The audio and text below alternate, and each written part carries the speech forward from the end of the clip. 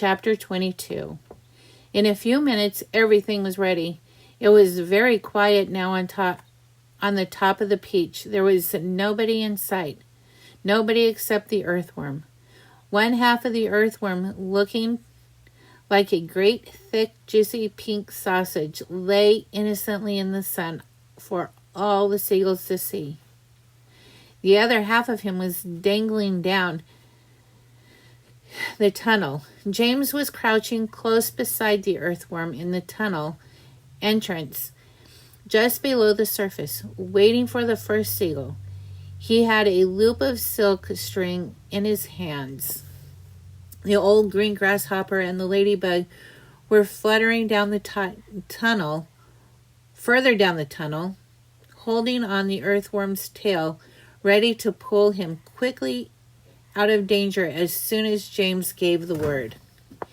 And far below the great hollow stone peach, the glowworm was lighting up the room so that the two spinners, the silkworm and Miss Spider, could see what they were doing. The centipede was down there too, exhorting them both frantically to greater efforts, and every now and again James could hear his voice coming up faintly from the depths shouting, "Spin, silkworm, spin! You've gotten fat, you great fat lazy brute! Faster and faster! We'll throw you to the sharks, or we'll throw you to the sharks." "Here comes the first seagull," whispered James. "Keep still now, earthworm, keep still. The rest of you get ready to pull." "Please don't let them spike me," begged the earthworm. I won't, shh." Out of the corner of one eye, James watched the seagull as it came swooping down toward the earthworm, and then suddenly it was so close that he could see its small black eyes and a curved beak, and the beak was open, ready to grab a nice piece of flesh out of the earthworm's back. "Pull!" shouted James.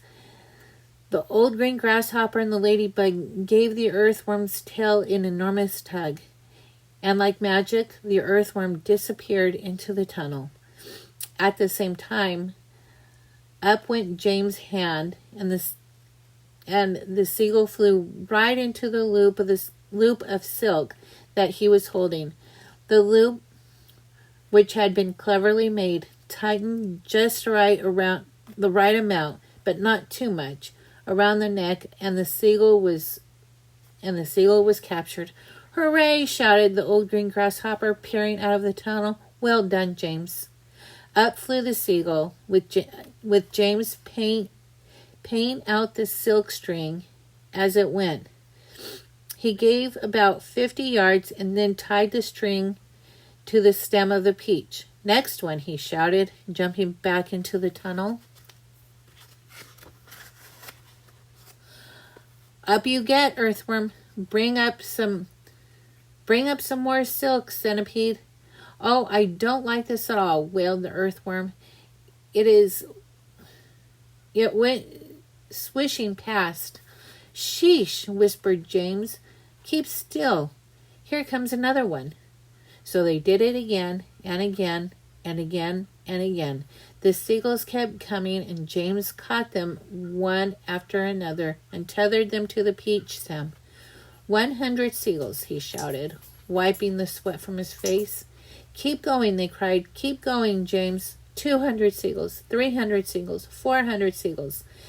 The sharks, as though sensing that they were in danger of losing their prey, were hurling themselves at the peach more furiously than ever, and the peach was sinking lower and lower still into the water. 500 seagulls. "Silkworm says she's running out of silk," yelled the centipede from below. "She says she can't keep it up much longer. Nor can Miss Spider." "Tell them they've got to," James answered. "They can't stop now." "We're lifting," somebody shouted. "No, we're not. I felt it." "Put on another seagull, quick. Quiet, everybody. Quiet. Here's one coming now." This was 500 and the five. It was the 501st seagull that, and the moment that James caught it, tethered the stem to with all the others, the whole enormous peach suddenly started rising up slowly out of the water. Look out, here we go. Hold on, boys. But then it stopped, and there it hung. It hovered and swayed, but it went no higher. The bottom of it was just touching the water and was like a delicately balanced scale that needed the tiniest push to tip it one way or the other. One more will do it, shouted the old green grasshopper, looking out of the tunnel. We're almost there. And now came the big moment. Quickly, 500 and the second seagull was caught and harnessed to the peach stem.